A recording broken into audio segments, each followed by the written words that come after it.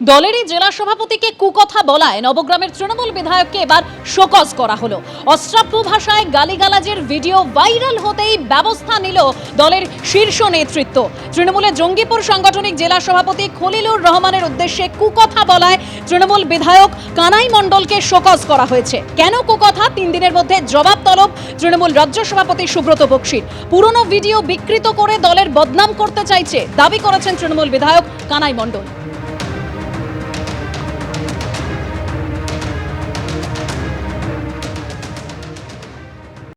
একটা চক্রান্তমূলক ভাবে হচ্ছে।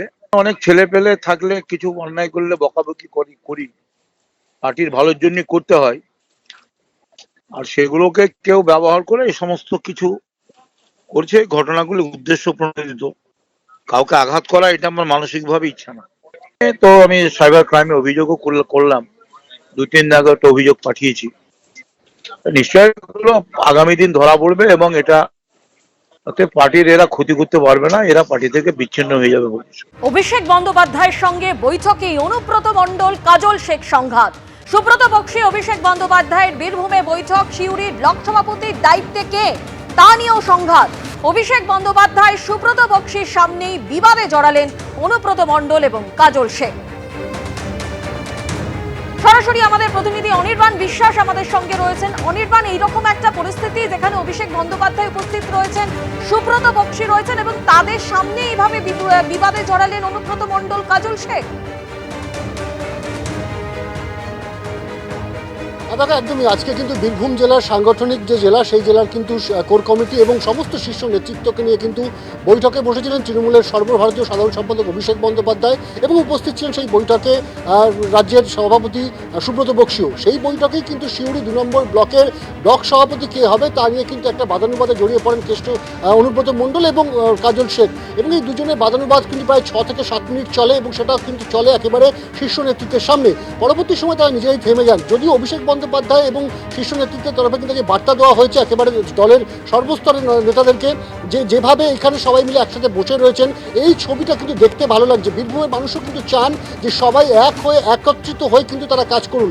ইতিমধ্যে জানো যে 2021 যে বিধানসভা নির্বাচন, সেই বিধানসভা নির্বাচনে যদি ফলাফলের দিকে তাকানো যায়, 11টি আসনের মধ্যে 10টি আসনই কিন্তু তৃণমূল সেখানে নিজেদের পকেটে ভরেছে এবং একটি আসন যেটি কিন্তু দুবরাজপুর আসন, যেটি কিন্তু বিজেপি জিতেছিল।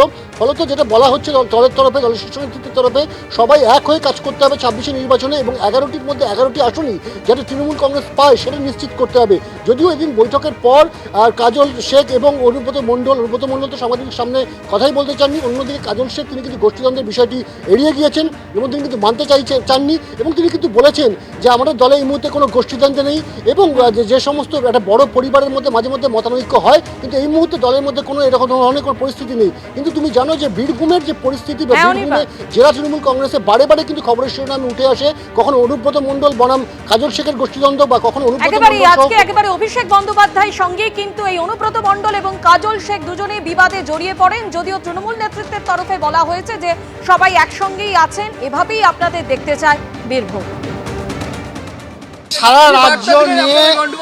সারা রাজ্য নিয়ে আমাদের অল ইন্ডিয়া তৃণমূল কংগ্রেসের সাধারণ সম্পাদক অভিষেক বন্দ্যোপাধ্যায় বসেছিলেন। আমাদের কাছ থেকে বিভিন্ন তথ্য তিনি নিয়েছেন, আমরা আমাদের সাধ্যমতো তথ্য দিয়েছি। তিনিও বিভিন্ন তথ্য আমাদেরকে বিভিন্ন বিষয়ে আলোচনা করেছেন। সর্বশেষ সিদ্ধান্ত আমাদের রাজ্যের মাননীয় মুখ্যমন্ত্রী মমতা বন্দ্যোপাধ্যায় নেবেন। বীরভূম জেলায় আমাদের মধ্যে কোনো মতদ্বন্দ্ব, কোনো মতপার্থক্য নেই। তৃণমূল কংগ্রেস একটা বড় পরিবার, একটা বড় পরিবারে বাবার সঙ্গে ছেলের, মায়ের সঙ্গে ছেলের, বোনের সঙ্গে ভাইয়ের দ্বন্দ্ব হতেই পারে, কিন্তু সেটাকে মেটানোর জন্য আমাদের যুবরাজ অভিষেক বন্দ্যোপাধ্যায় আছেন, রাজ্য সভাপতি সুব্রত বক্সি আছেন, মাননীয় মুখ্যমন্ত্রী মমতা বন্দ্যোপাধ্যায়। আমরা একসঙ্গে চলবো, 26 নির্বাচনে লড়বো, মমতা বন্দ্যোপাধ্যায় উন্নয়ন নিয়ে লড়বো এবং বীরভূম জেলার যে 11টা বিধানসভা আছে, মমতা বন্দ্যোপাধ্যায়, অভিষেক বন্দ্যোপাধ্যায় যাকে মনোনীত করবেন তাকেই বিপুল ভোটে আমরা জয়যুক্ত করে দেখিয়ে দেবো। সাংগঠনিক কথাবার্তা হয়েছে, সাংগঠনিক কথাবার্তার জন্যই আজকে ডাকা হয়েছিল। যা নির্দেশ দিয়েছেন আমরা সেই মতো কাজ করব। এই যে প্রথম সারির নেতৃত্বের মধ্যে যে মতানৈক্য বারবার সামনে চলে আসে, কোথাও সেটা মতানৈক্য বন্ধ নেই, করতে কি কোথাও মতানৈক্য নেই। তো মতানৈক্য না থাকলে মতানৈক্যের কথা কি করে বলবো? অভিষেক বন্দ্যোপাধ্যায় বার্তা দিয়েছেন একসঙ্গে কাজ করার জন্য, সবাই একসঙ্গে কাজ করছেন এবং তাতে খুব খুশি। তিনি খুব খুশি হয়েছেন যে একসঙ্গে কাজ করছেন, সমস্ত নেতৃত্বই একসঙ্গে কাজ করছেন, আর তিনিও দেখে নিয়েছেন। পরবর্তী কোর কমিটির মিটিং কবে আছিস? হ্যাঁ, পরবর্তী কোর কমিটির পুজোর পরে কোর কমিটি বৈঠক। বীরভূমে কটা সিট পাবেন আপনারা? 11টাই 11টাই পাবেন। 11টাই পাবো, কারণ লোকসভা 11টাই জিতেছিল আমরা, লোকসভাতেও 11টাই জিতেছিলাম, এবারও 11টাই জিতে। বীরভূম সবসময় 1 নম্বরে ছিল, আছে, থাকবে। বীরভূমের বিকল্প কিছু নেই। বীরভূমে এখন বর্তমানে আমরা বিগত দিনে প্রমাণ করেছি, আগামী দিনে প্রমাণ করব। বীরভূমে আমাদের যে কোর কমিটি উইথ কনভেনার আমরা যেভাবে সংগঠনটা করছি, বীরভূমে 11টা সিট 11টা বিপুল ভোটে জয়যুক্ত হবে। যতই গ্রুপ ফটো তুলুক, যতই গলাগলি করে থাকুক, হাত ধরাধরি করে থাকুক, আস্তে আস্তে করে আড়াআড়িভাবে এই তৃণমূলের দলটা আস্তে আস্তে ভাঙতে শুরু করেছে, সবাই বুঝতে পারছে। নিজেদের মধ্যে গালাগালি, নিজেদের মধ্যে খুনোখুনি, রক্তারক্তি তৃণমূলের মধ্যেই দেখা যাচ্ছে। সিন্ডিকেট, তোলাবাজি তাদের মধ্যেই হয়েছে। ক্ষমতার প্রায় শেষের দিকে এরা এসে পৌঁছে গেছে।